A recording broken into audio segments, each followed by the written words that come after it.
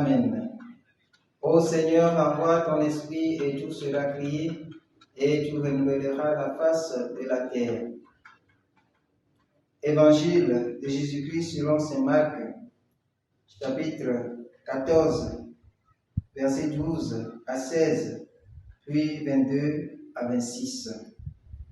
Le premier jour des pains sans levain, où l'on immolait la Pâque, ses disciples lui disent: où veux-tu que nous allions faire les préparatifs pour que tu manges la Pâque?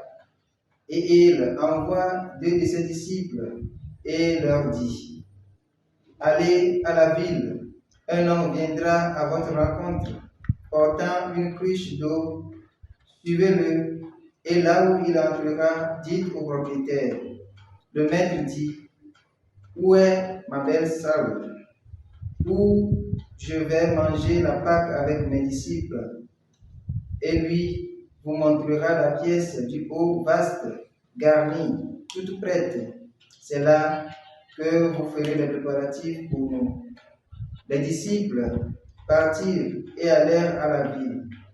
Ils trouvèrent tout comme il leur avait dit, et ils préparèrent la Pâque. Pendant le repas, il prit du pain, et après avoir prononcé la bénédiction, il rompit et leur donna et dit: prenez, ceci est mon corps. Puis il prit une coupe, et après avoir rendu grâce, il la leur donna, et ils en burent tous. Et il leur dit: ceci est mon sang, le sang de l'alliance versé pour la multitude. En vérité, je vous le déclare, jamais plus je ne boirai du fruit de la vigne jusqu'au jour où je le boirai nouveau dans le royaume de Dieu. Après avoir chanté les psaumes, ils sortirent pour aller au mont des Oliviers. Acclamons la parole de Dieu. Louange à toi, Seigneur Jésus. Chers frères et sœurs, aujourd'hui, 2 juin, nous célébrons la solennité du corps et du sang du Christ, la fête du Saint-Sacrement.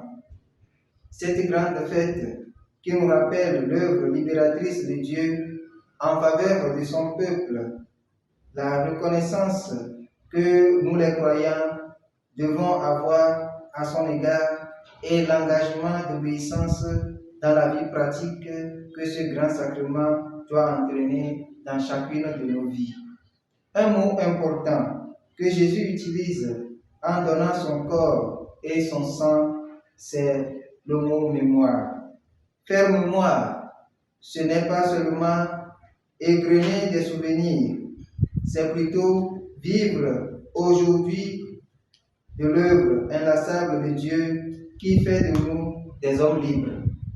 En donnant son corps et son sang, Jésus établit une nouvelle alliance qui libère, mais au prix du sacrifice de lui-même.